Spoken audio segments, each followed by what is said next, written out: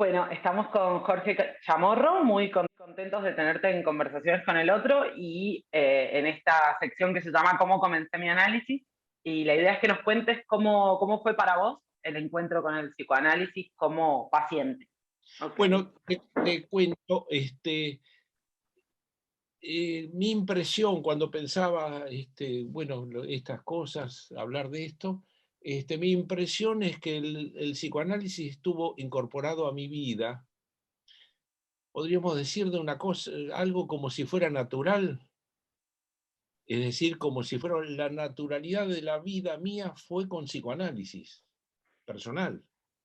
Ujú. Yo creo que hice 5 análisis. Y los 5 análisis, creo que fueron 5, después los vamos contando a medida que hable de uno y del otro. Los 5 análisis tuvieron comienzos, salvo la primera vez, muy precisos, las cosas que fui a pedir al análisis.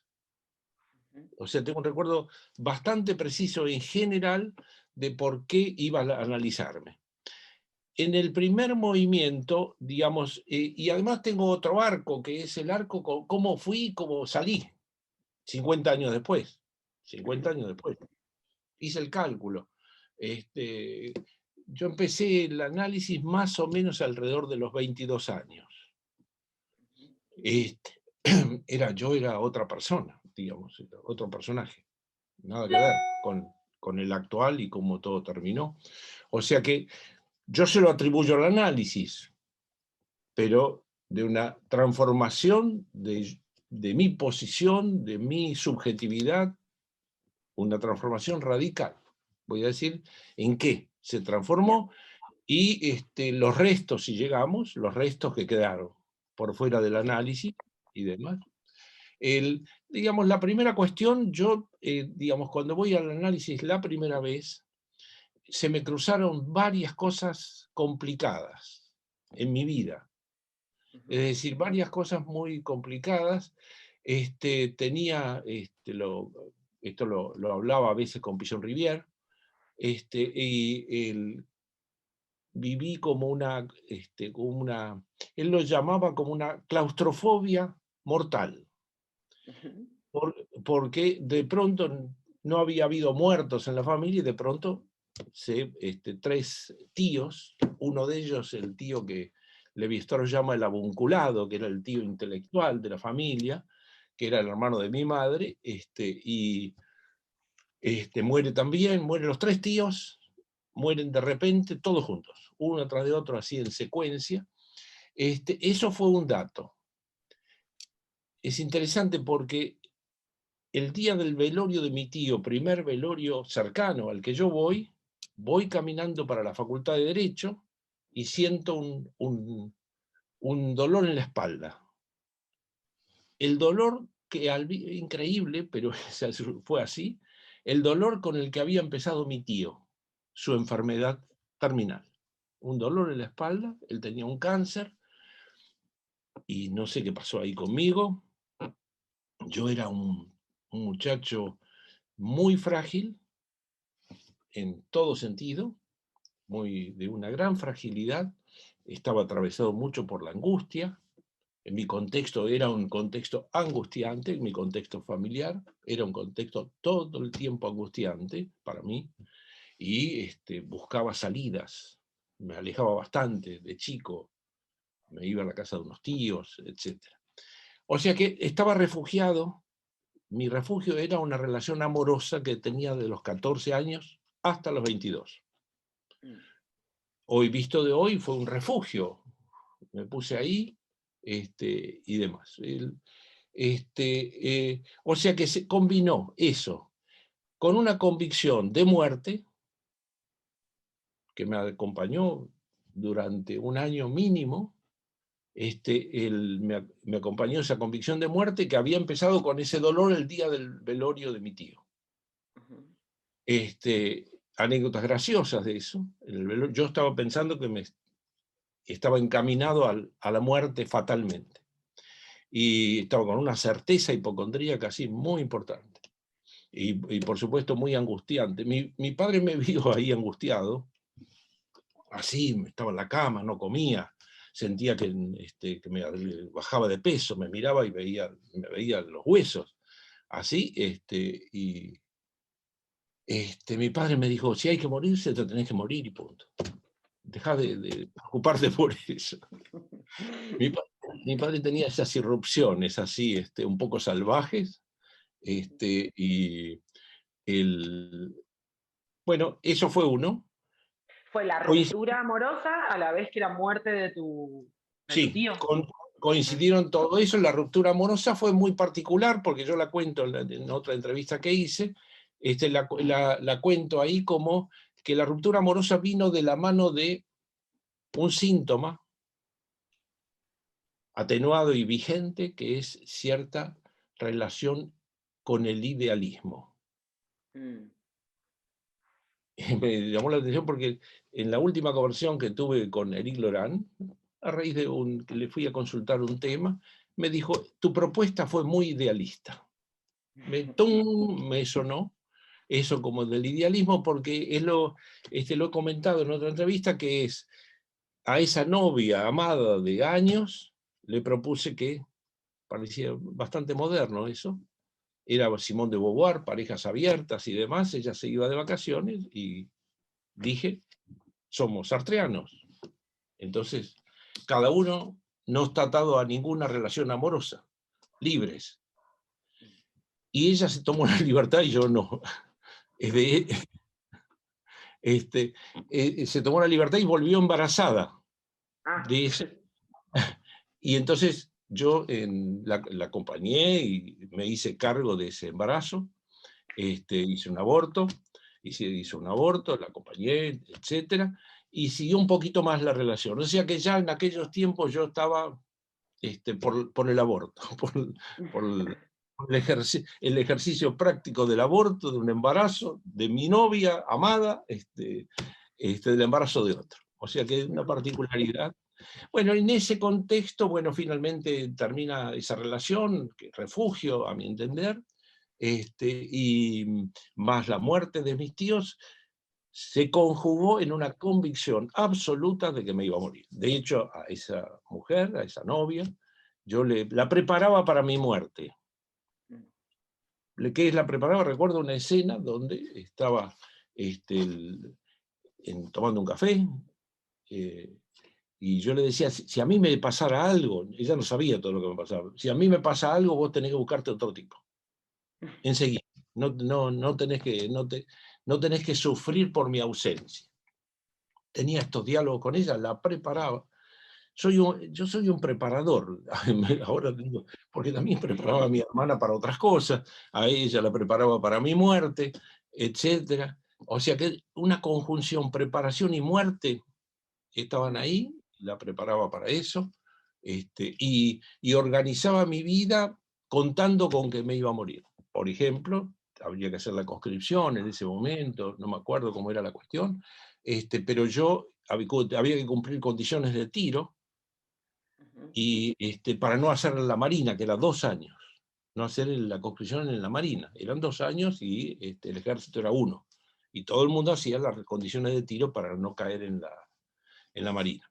Y yo no los hice porque pensé, fui hasta el tiro federal, después fui por otras cosas, pero fui al tiro federal, y no las cumplí. Recuerdo la escena, fui al tiro federal y recuerdo la escena, ¿para qué voy a hacer si igual Marina, yo no voy a hacer ni Marina, ni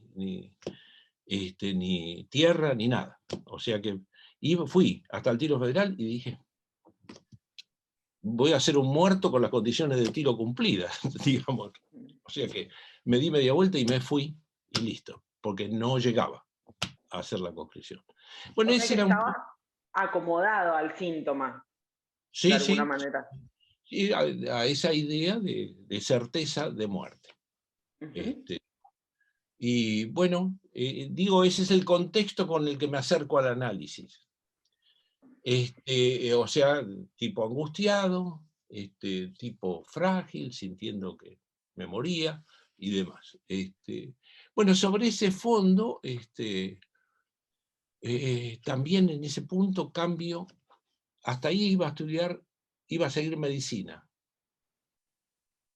Último día de clase, por miedo, no sé qué miedo tenía a la medicina, esas boludeces que se dicen de sangre y esas cosas, como si la medicina fuera una guerra sangrienta.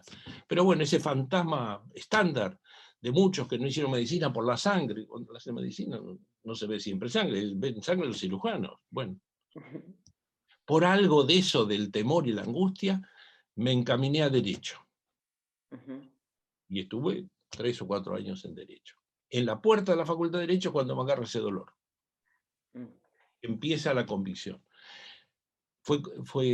Termino en el contexto y enseguida voy al análisis.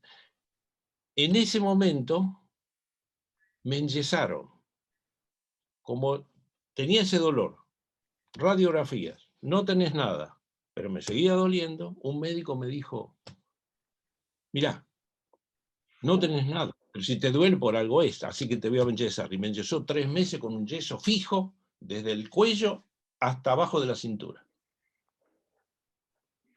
Fui feliz con ese yeso 6 meses. Porque bueno, había una salida. Me saqué el yeso, no sé cuánto tiempo, creo que eran 3 meses, me lo saqué el yeso y me seguía doliendo, otra vez.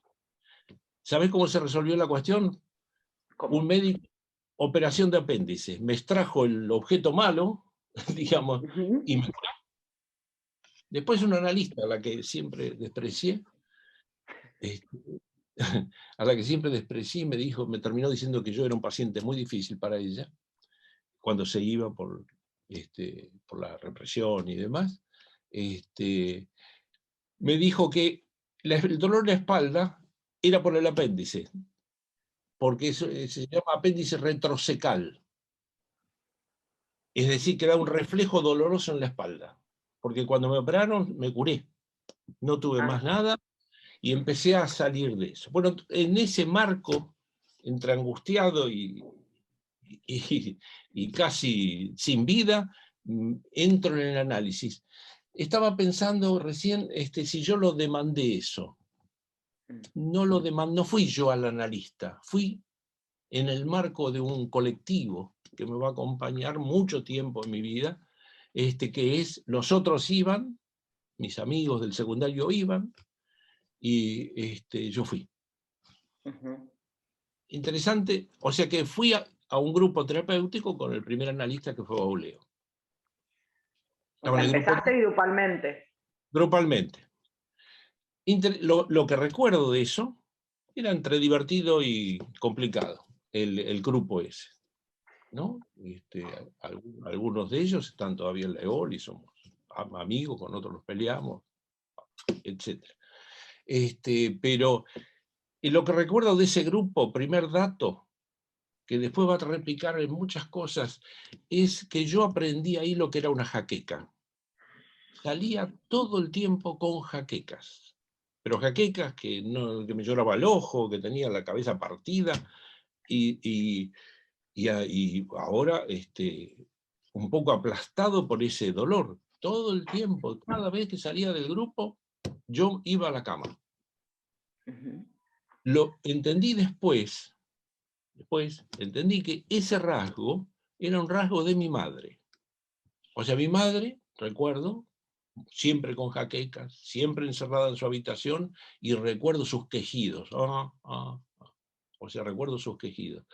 Bueno, yo diría, primer encuentro, o sea, esto abre un camino, abre un camino que, eso que dice Lacan, que el análisis es la respuesta a qué es una mujer, para todos.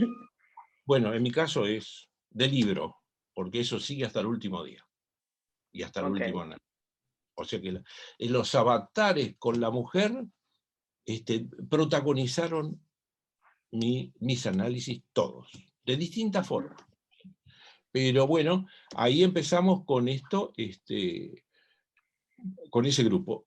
Lo que recuerdo es ese efecto, y ese efecto era un rasgo de mi madre.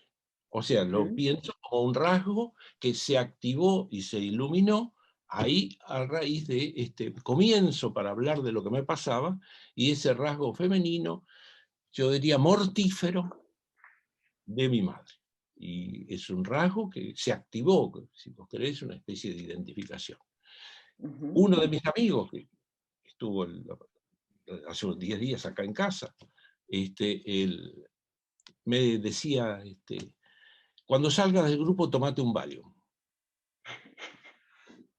Él era médico, era con quien íbamos a seguir juntos, y yo me aparté por miedo y por angustia. Me decía, tomate un Valium, ¿no me va a hacer mal? Decía yo, un Valium de 5. Y él es muy gracioso, él siempre lo fue toda la vida y muy divertido. Me dijo, yo me tomo 20 y no me hace nada. Y con 5, tomarlo tranquilo.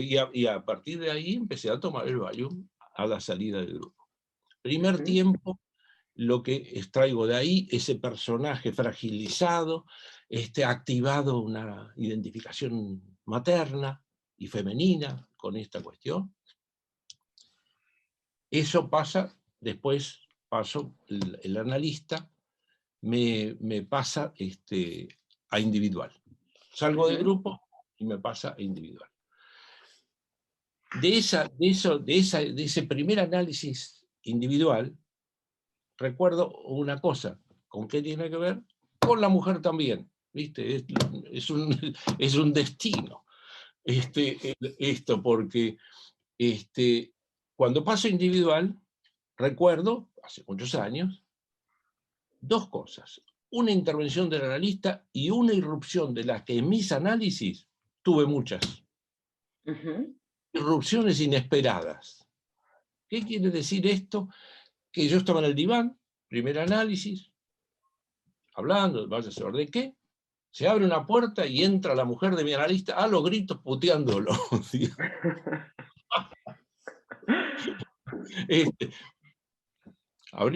La mujer de mi analista era psicoanalista también. Bueno, entró a los gritos así y se pegó un portazo y se fue. Lo que recuerdo no recuerdo lo que yo dije de esa escena, pero yo seguía hablando, no es que me agarró no sé qué. Seguía hablando y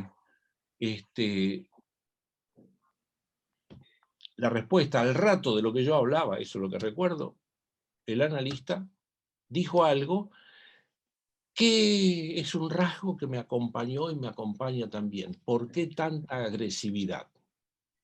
Esa fue la respuesta del analista frente a la irrupción, lo que yo dije, respuesta de él, ¿por qué tanta agresividad? Me quedó. La relación entre la agresividad y yo es también, no es una agresividad intencional, pero la agresividad que a veces desarrollo, la tengo más sofisticada que en aquellos tiempos, por supuesto, pero después voy a decir cuál es la sofisticación de ese dato de mi agresividad.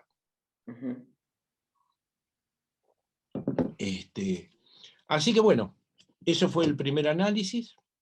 Después por los avatares políticos, institucionales, el analista era el que conducía la célula política en la que yo pertenecía, más problemas institucionales, bueno, estaba todo muy mezclado. Él, razonablemente, todos éramos pacientes de él, nos derivó a todos. Y entonces fui al segundo analista. Me acuerdo perfectamente la entrada, cómo fue. Increíble. Un tipo que tenía otra versión de mi fragilidad y de la angustia. Lo que le dije es lo siguiente: vivo a ese analista de APA, rígido, con una cosa muy informal y demás. Le dije, yo vivo en la ilegalidad. Y eso me angustia mucho. Me resulta de un alto costo sostener. O sea que si pensamos la angustia, mi cuerpo, me muero y todo eso, a esto, uno podría decir, bueno, la angustia se iba enmarcando en alguna cosa concreta. El tipo me preguntó, ¿Qué ilegalidad? Bueno, le hablé de mi militancia política, que incluía alguna cuestión armada también, no guerrilla, pero custodia de locales y todas esas cosas. Y lo otro, y me dijo, ¿y qué otra ilegalidad? Tengo 2 mujeres. O sea, convivo con una relación y hay 2 mujeres, y entonces eso me complica. Bueno, eso fue el comienzo. Intervención del analista. El primero fue ¿por qué tanta agresividad? El segundo, son recortes obviamente de años, de hace muchos tiempos. El segundo recorte de ese análisis, 2 datos. El dato primero es me dijo, cuando hablaba de todo esto, ya en análisis y en el diván, la intervención fue, usted me ensucia con lo que me cuenta. Me ensucia con lo que me cuenta.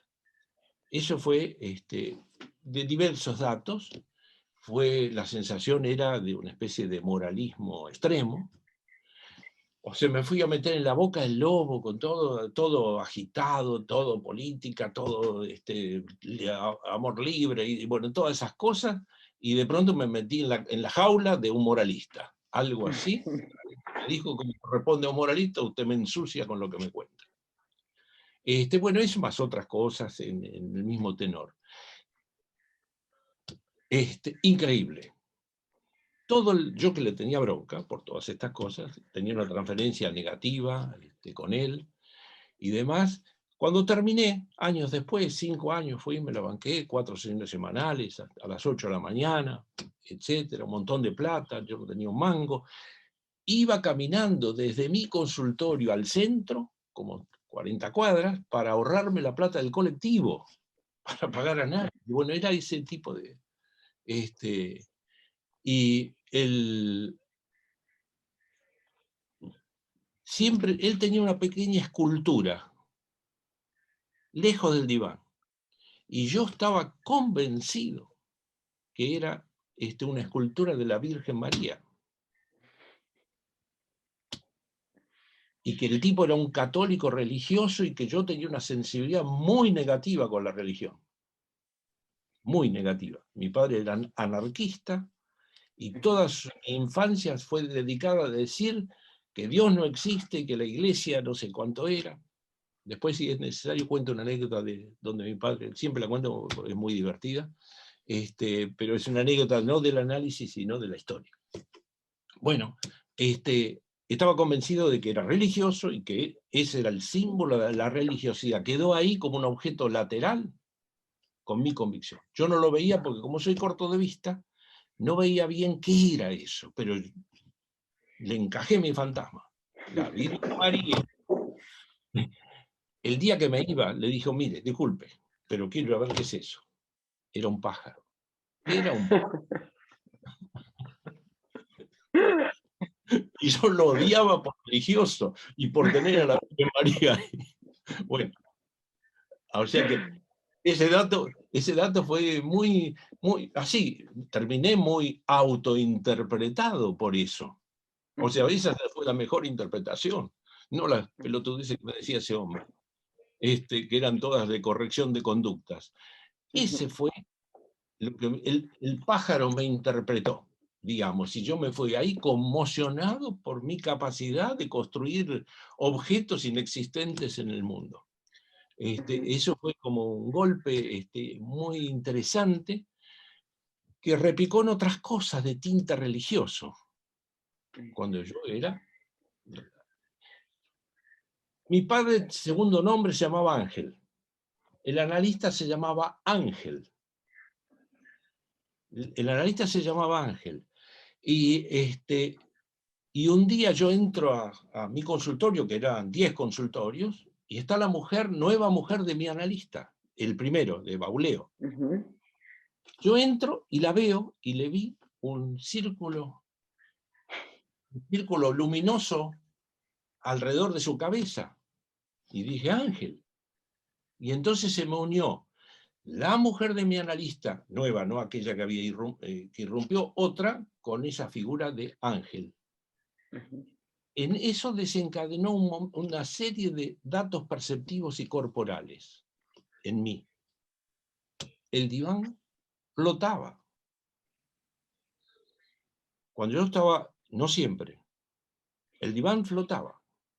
Es decir, se me movía.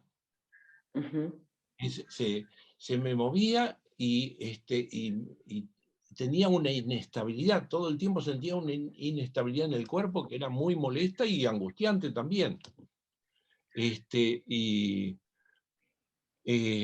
Tuve esos fenómenos así, corporales, que desencadenó toda una historia con el vértigo. Años después me duraba esa sensación ese fenómeno de barco, como cuando caminas en un barco. Claro. Eso, a mí, hoy me pasa, ya lo tengo, pero todavía me pasa. Hay en la historia familiar, varios tienen esa sensación de inestabilidad. Y de este analista del ángel pájaro, vos te fuiste porque quisiste, porque hasta ese momento era un poco que la cosa te llevaba, tus amigos hacían y empezaste Claro, análisis, ese analista después te sacó a uno, te mandó a otro. eso. ¿Cómo terminaste? Ahí terminó un día, él dijo, bueno, acá terminamos, listo, él lo dio por terminar. Fin de análisis, no era el tema, ¿no? No era el tema. Estoy un tiempo, pero estoy en un conflicto. ¿Conflicto? ¿Qué tipo de conflicto? ¿Qué otra cosa? Siguiente análisis. Ahí sí fui, porque dije, no podía definir entre dos mujeres. Otra vez. Y hablaba con este amigo del Valium, seguía hablando, che, no sé qué hacer, hago esto, hago lo otro. Bueno, me dijo, dale. Bueno, fui a ver a un analista, en este caso una mujer, para dirimir la cuestión entre dos mujeres. Antes la llevaba. El analista primero, en una reunión de reuniones que teníamos, me habían salido como bultos que se llaman golondrinos abajo de los brazos. Y estaba muy preocupado porque decía, llegó la hora. Y me dijo, no, ¿qué hora? Es las dos minas. Me dijo, fuera del análisis. Y esta mujer, lo que rescato de ese análisis, me daba la mano así, como, ¿viste? Flojita, así. Estuve un año con ella, hablando de este tema. Mi separación matrimonial, otra relación, etc. Mujeres. Y bueno, un día me dice, llego a la sesión y me dice, me voy. Terminamos, tenemos que parar acá porque me tengo que ir por la dictadura y demás. Había recibido el marido o ella, los dos analistas, se fueron en 24 horas. La verdad que para mí no fue una conmoción eso, no fue una conmoción que se cortara así del análisis de esa forma. No estaba muy comprometido subjetivamente con ese análisis, la despreciaba. El día que nos despedimos, con la mano así flojita, como me daba ella, yo le dije alguna cosa, yo era muy agresivo en las palabras. Le dije una cosa agresiva con eso de la mano, que no soportaba que me diera la mano así. Y le dije algo que esa forma de dar la mano era así, le dije alguna muy fuerte, agresiva. Ahí no me dijo por qué tanta agresividad, pero el día que me iba me dijo, usted es un paciente muy difícil. Y yo pensé, para vos, que sos... o sea, en ese momento tenía un discurso, no me daba cuenta, como mucha gente que es... Yo decía algunas barbaridades, como hoy no le diría, por mucho que fuera a esa mujer las cosas que le decía. Pero viste, era como de la naturalidad, esos síntomas incorporados que uno no calcula el efecto en el otro. Bueno, así yo era un poco así como un síntoma incorporado. Terminó ese análisis, O sea que vamos, Bauleo, Ángel y ella. Sí. Tercer análisis, el cuarto análisis. Voy demandado por el analista. Mirá la figura interesante, ¿no? Porque yo a ese analista, él me dice que tengo que ir a analizarme con él. En aquellos tiempos se hacían laboratorios de parejas en crisis, hacía Ulloa era. Tuve un despelote con una mujer ahí. Me quiso pegar. Mirá la agresividad mía. Éramos 10 parejas en crisis que iban a tratar sus crisis.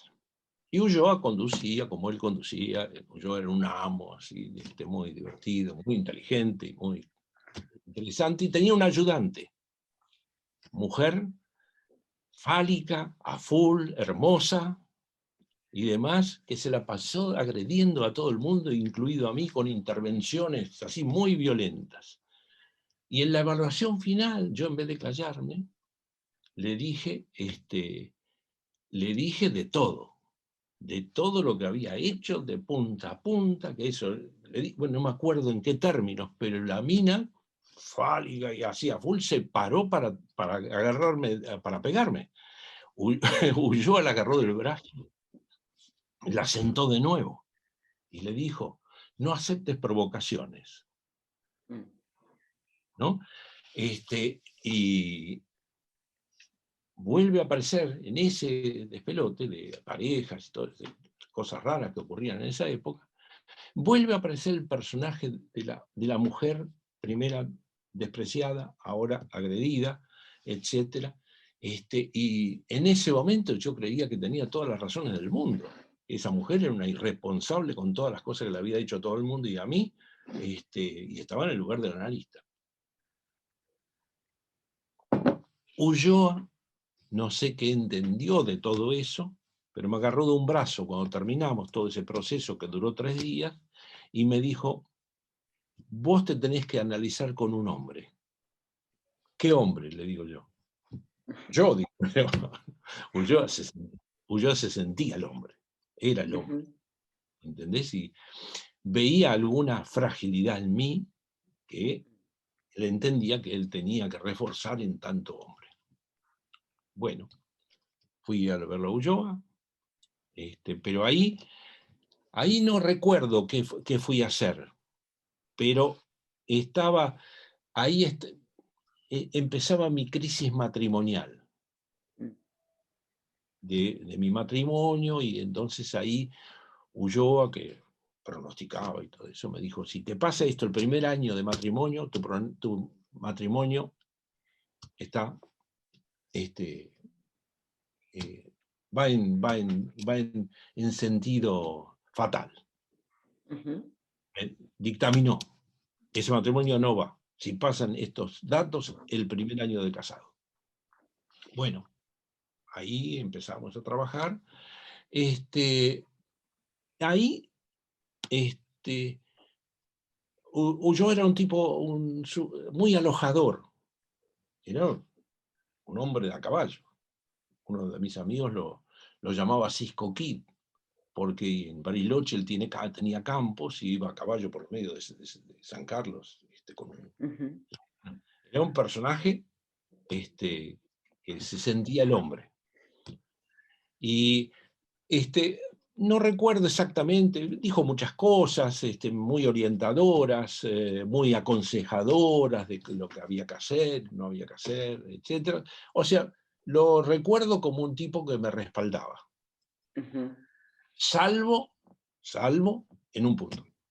Que ahí yo entendí lo que Lacan dice, que el analista en el lugar del objeto. Porque él no soportaba mis cuestionamientos a su persona. O sea, cuando había algo que no me molestaba, le decía. Todo lo interpretaba de la misma línea, no alojaba el cuestionamiento.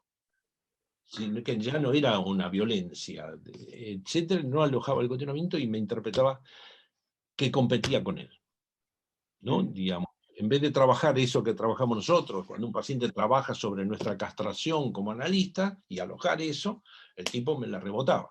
Bueno, ahí terminó, yo diría, en no soportar él la idea de, tuve la impresión,